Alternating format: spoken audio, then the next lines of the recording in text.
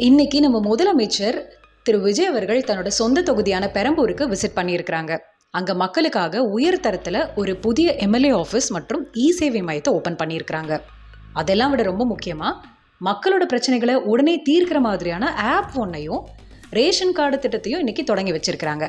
அதை பற்றி தான் இன்னைக்கு நம்ம வீடியோவில் பார்க்க போகிறோம். வாங்க வீடியோக்குள்ளே போகலாம்.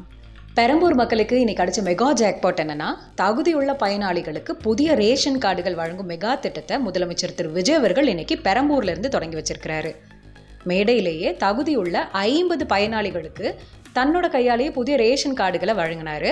இதன் மூலமா தமிழ்நாடு முழுவதும் புதிய ரேஷன் கார்டுகள் வழங்கும் பணி இன்னையிலிருந்து அதிகாரப்பூர்வமாக தொடங்கியிருக்கு.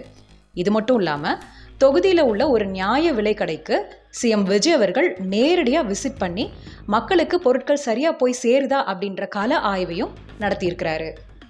அதுக்கடுத்ததாக இன்னைக்கு தொடங்கி வைக்கப்பட்ட அந்த பிரத்யேக மக்களுடன் முதல்வர் பெரம்பூர் மொபைல் ஆப் பற்றி பார்ப்போம். ஸோ இனிமேல் பெரம்பூர் தொகுதி மக்கள் அவங்களோட ஏரியாவில் ஏதாவது ப்ராப்ளம் இருந்தால், அதாவது சாலையில் ஏதாவது பள்ளம் இருந்தாலோ இல்லைனா தெருவிளக்கு ஏரியாவில் அப்படின்னாலோ அதை ஃபோட்டோ எடுத்து இந்த ஆப்பில் அப்லோட் பண்ணால் போதும். இதில் ஜிபிஎஸ் லைவ் லொக்கேஷன் இருக்கிறதுனால எந்த வார்டு எந்த தெருன்னு மாநகராட்சி அதிகாரிகள் கூகுள் மேப் மூலமாக துல்லியமாக கண்டுபிடிச்சிருவாங்க. ஸோ 10 நாட்களுக்குள்ளே அதற்கு தீர்வு கிடைக்கும் அப்படின்னு சொல்லியிருக்கிறாங்க. அதாவது இந்த ஆப்போட முக்கிய பாலிசியே இதுதான். நீங்கள் கம்ப்ளைண்ட் பண்ண 3 நாட்கள்ல இருந்து அதிகாரிகள் ஸ்பாட்டுக்கு வந்தாகணும். அதிகபட்சமாக 10 நாட்களுக்குள்ள அந்த பிரச்சனைகள் தீர்க்கப்பட்டு அதை ஃபோட்டோவோட மக்களோட ஆப்புக்கு அப்டேட் பண்ணுவாங்க. ஸோ இது முதலமைச்சரோட நேரடி கண்காணிப்பில் இருக்கும். இந்த ஆப்பில் வர கம்ப்ளைண்ட்ஸ் மற்றும் அதை அதிகாரிகள் எப்படி சால்வ் பண்ணுறாங்க அப்படிங்கிறத தினமும் முதலமைச்சர் திரு விஜய் அவர்களே தன்னோட டேஷ்போர்டு மூலமாக நேரடியாக கண்காணிப்பாங்க அப்படின்னு சொல்லியிருக்கிறாங்க. ஸோ மக்களே, புதிய ரேஷன் கார்டு திட்டம், அதுக்கப்புறமா இந்த அதிரடி மொபைல் ஆப், சிஎம் விஜய் அவர்களோட இந்த டிஜிட்டல் மூவ் பற்றி நீங்கள் என்ன நினைக்கிறீங்க அப்படிங்கிறத கமெண்ட் செக்ஷனில் சொல்லுங்கள். இந்த ஆப் சிஸ்டம் உங்கள் தொகுதிக்கும் வந்தால் நல்லா இருக்குமா அப்படிங்கிறதையும் கண்டிப்பாக மறக்காமல் கமெண்ட் செக்ஷனில் பதிவிடுங்க. தாவேகாவோட கொள்கை பரப்பு இணை செயலாளராக இருக்கிற லயலமணி அவர்களை நிறைய பேருக்கு தெரிஞ்சிருக்கும். தமிழ்நாடு பாடநூல் மற்றும் கல்வியியல் பணிகள் கழகத்தின் புதிய தலைவரை அவரை நியமித்து இன்னைக்கு அரசு உத்தரவு வெளியிட்டிருக்கு. இன்னைக்கு காலையிலேயே சென்னை தலைமைச் செயலகத்தில் வச்சு முதலமைச்சர் திரு விஜய் அவர்கள் இந்த நியமன ஆணையை திரு லயலமணி கிட்ட நேரில் வழங்கியிருக்கிறாரு. இந்த நிகழ்வின் போது பள்ளி கல்வித்துறை அமைச்சர் ராஜ்மோகனும் கூட இருந்திருக்கிறாரு. இதுக்கு முன்னாடி திமுக ஆட்சி காலத்தில் இந்த தமிழ்நாடு பாடநூல் கழகத்தோட தலைவராக பட்டிமன்ற பேச்சாளர் திண்டுக்கல் லியோனி அவர்கள் இருந்தார். இப்போ தாவேகா ஆட்சி பொறுப்புக்கு வந்ததுக்கு அப்புறமா இந்த முக்கிய பதவி லயலமணிக்கு கைமாறி இருக்கு. இந்த அரசாணையின்படி அடுத்த 3 வருஷத்துக்கு இவர் தான் பதவியில் நீடிப்பார்.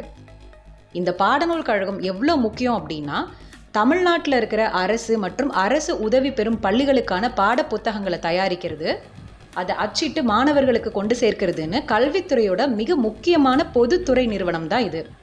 ஸோ பள்ளி மாணவர்கள் மத்தியில் தாவேகா அரசோட திட்டங்களை கொண்டு சேர்க்க இது ஒரு முக்கியமான பொறுப்பு. பதவி ஏற்றுக்கிட்டதுக்கு அப்புறமா லயலமணி என்ன சொல்லியிருக்கிறாரு அப்படின்னா, தமிழ்நாடு பள்ளி மாணவர்களின் கல்வித்துறை முன்னேற்றத்திற்காகவும் தரமான பாட புத்தகங்கள் தயாரிப்பதற்காகவும் என்னோட முழு உழைப்பையும் கொடுப்பேன் அப்படின்னு சொல்லியிருக்கிறாரு. இன்னைக்கு தொடங்கி வச்ச மற்ற திட்டங்களையும் சுருக்கமாக பார்த்துடலாம். இன்னைக்கு காலையில் நடந்த பட்ஜெட் கூட்டத்தொடரின் போது அரசு பள்ளி மாணவர்களுக்கான காலை உணவு திட்டம் மேலும் பல பள்ளிகளுக்கு விரிவுபடுத்தப்படுவதா தெரிவிக்கப்பட்டிருந்தது. இதன் மூலமா ஊட்டச்சத்து குறைபாட்டை நீக்கி மாணவர்களோட வருகையை அதிகரிக்க புதிய நிதி ஒதுக்கப்பட்டிருக்கு. இன்னைக்கு மத்தியானம் தலைமைச் செயலகத்தில் நடந்த உயர்மட்ட கூட்டத்தில் தமிழக இளைஞர்களுக்கு உலகத்தரம் வாய்ந்த தொழில்நுட்ப பயிற்சிகளை இலவசமாக வழங்குவதற்கான புதிய திறன் மேம்பாட்டு திட்டத்தை முதலமைச்சர் திரு விஜய் அவர்கள் தொடங்கி வச்சாரு.